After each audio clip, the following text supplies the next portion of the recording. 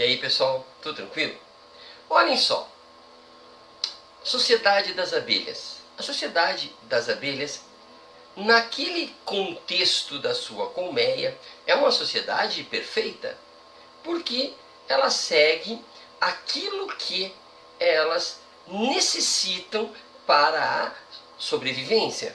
Nós temos a abelha rainha, nós temos o zangão, nós temos a abelha operária, nós temos os ovos, nós temos as que cuidam desses ovos, que buscam o néctar. E se alguma dessas abelhas foge a essa rotina, é provável que ela não faça parte desta colmeia, desta sociedade. Se não fizer parte desta sociedade, esta abelha geneticamente preparada para viver neste tipo de ambiente não vai sobreviver fora deste ambiente. Claro que sabemos que existem espécies de abelhas que elas vivem sozinhas, são unidades, né? Abelhas que sobrevivem sem precisar estar na colmeia. Mas vamos falar destas que precisam estar na colmeia. Como é uma relação dessas abelhas pré-determinadas, bioquímicas, né? É uma relação formada por uma genética e por um comportamento que uma passa para a outra. É pouco provável que alguma discorde, até porque a ideia de discordância levaria em consideração uma característica humana, que é a característica de questionar, uma característica que é da racionalidade, a característica humana de não ter uma terminalidade, no sentido de não ter um fim. Não existe um termo, um final no que se refere a que o humano veio ao mundo. Não tem a que, né? Ele vem ao mundo e se desenvolve diferente da abelha. Portanto, podemos dizer com bastante tranquilidade que a ausência de racionalidade, no caso das abelhas, é bem positivo, porque elas conseguem desenvolver ou desenvolver-se harmonicamente. As sociedades humanas, justamente por terem racionalidade, elas têm uma outra vantagem ou desvantagem, não sei. Vamos imaginar a vantagem, por enquanto, de ter a capacidade, a sociedade humana, de ter pessoas que discordam, ter pessoas discordantes, ter pessoas que inclusive não concordam com esta própria sociedade humana. A sociedade humana, por ser racional e por não ter uma finalidade pré-determinada, ela se dá o luxo de dar as condições de sobrevivência para os concordantes e para os discordantes. A nossa sociedade, por ser capaz de refletir sobre si mesma, ela é capaz também de dar ou tentar dar às minorias tratamento igual às maiorias discordantes, os discrepantes. Então veja que uma sociedade que permite e colabora para a existência da diversidade, ela corre o risco sempre presente de prejudicar a harmonia, porque sendo racional, sendo indeterminado, essa sociedade humana, diferentemente da sociedade das abelhas, só se desenvolve se encontrar motivos para viver em harmonia estes grupos, porque eles poderão se dissolver. E sem medo de, como a abelhinha, perecer-se fora do grupo, nós humanos temos as condições de afastarmos-nos do pensamento dominante e não por isso iremos perecer.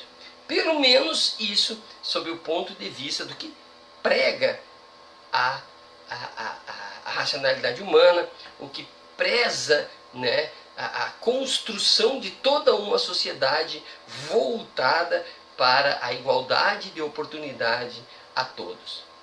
Quando digo tudo isso, né, não trago nenhum espanto porque esse é um discurso corriqueiro. Mas o que me preocupa é quando esta própria sociedade humana, que criou proteção, veja bem, uma proteção legal e política, que é o seguinte: essa sociedade, cheia de interesses diversos, ela criou governos. E esses governos, eles têm dentro deles 3 entes, quer dizer, pelo menos aqui no Brasil, 3 entes diferentes entre si, harmônicos entre si, e onde um não se sobrepõe ao outro. Essas entidades políticas que existem no Estado é o Executivo, o Legislativo e o Judiciário. O trabalho desses 3 é que, juntos, consigam, diferentemente das abelhinhas, fazer com que as mais diversas opções de vida, as mais diversas formas de pensamento, consigam sobreviver com igual qualidade de vida. Mas nós humanos somos muito criativos em criar soluções e também muito criativos ao criarmos problemas, porque somos muito diversos e bastante inteligentes.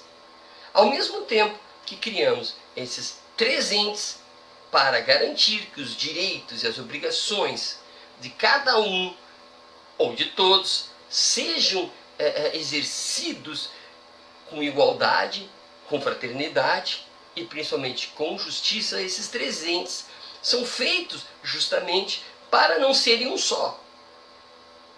Eles são feitos justamente para serem autônomos. É um problema, não pode se unir judiciário e executivo, executivo e o legislativo, legislativo e executivo. A alma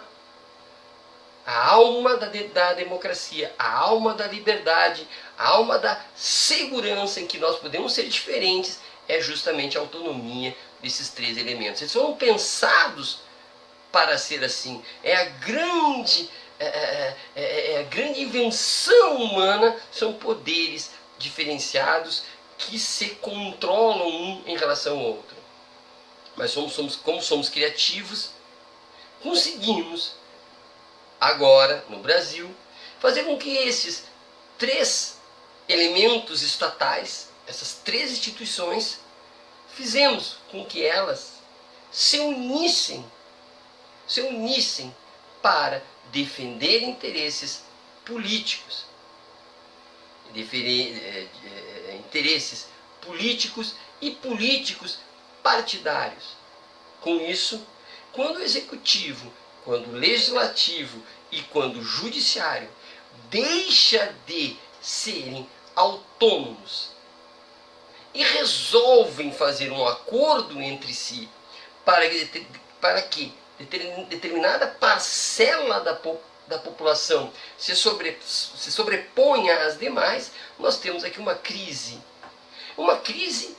perigosa, porque quando o cidadão, quando as pessoas descobrem que esses 3 poderes, na verdade, estão a serviço de alguns, não há a quem recorrer. Não havendo a quem recorrer,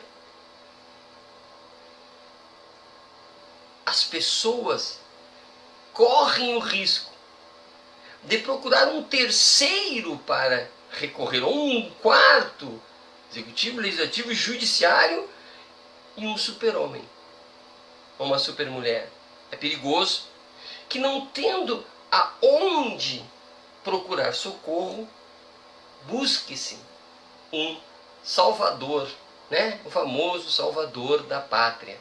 E o pior, para que o divergente consiga ser divergente, para que o diferente consiga ser diferente, corre-se o risco que ele aposte também neste super-homem, nesse salvador da pátria, e nesse desespero, em que as pessoas não podem confiar em ninguém, porque não há mais Estado, ou o Estado existe mais no Estado único e monocrático.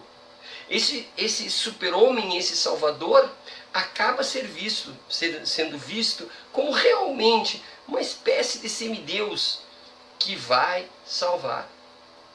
E esquecendo que se uma única pessoa é o Salvador, significa que o pensamento dessa pessoa, que a história dessa pessoa vai tender a querer se sobrepor às demais pessoas. Porque se este indivíduo, se esta pessoa for colocada para governar acima dos três poderes, de repente, nós queremos alguém chamado de um novo presidente da República, que ele não seja só executivo, ele seja tudo, que no imaginário coletivo aconteça, que Deus nos livre, a ideia de que precisamos de alguém acima de todos esses três poderes, um Leviatã, uma pessoa independente de partido, que as pessoas queiram, sem história, alguém que aparece e que vai resolver tudo. Portanto, para que a diversidade continue, para que a democracia continue saudável, é preciso que atentemos, primeiro, para salvar esses três poderes. É preciso que atentemos não só para quem vai assumir a presidência da República em 2018, mas quem vai conseguir dar a tranquilidade para que esses três poderes retomem a sua autonomia, para que esses poderes adoentados consigam ter saúde, ter vício, ter força, para fazer com que as leis sejam cumpridas, fazer com que a retórica populista desapareça e que voltemos a ter ordem institucional. E isto não virá de um Salvador. É preciso que as pessoas, que eu, que tu, pensemos na saúde dos três poderes, não em um, ou outro, ou outro. Não será destruindo o Congresso, não será destruindo o Judiciário que nós conseguiremos a tão sonhada harmonia. Se for para o governo de um, a tendência é que o diferente se cale. A tendência é que queiramos a unicidade, uma política retilínea, um pensar com início, meio e fim bem retinho. E isso vai ser um mal para a diversidade terrível, que levaremos anos para que possamos superar. Portanto, retomo a minha fala. Cuidemos dos três poderes e não queiramos um salvador da pátria. Queremos sim uma pessoa coerente, politicamente correta e pelo social, e queira o bem das pessoas, respeite todos os poderes. E nós somos quem votamos. Nós somos quem, no fundo, decidimos quem vai estar lá. Um abraço e muita reflexão.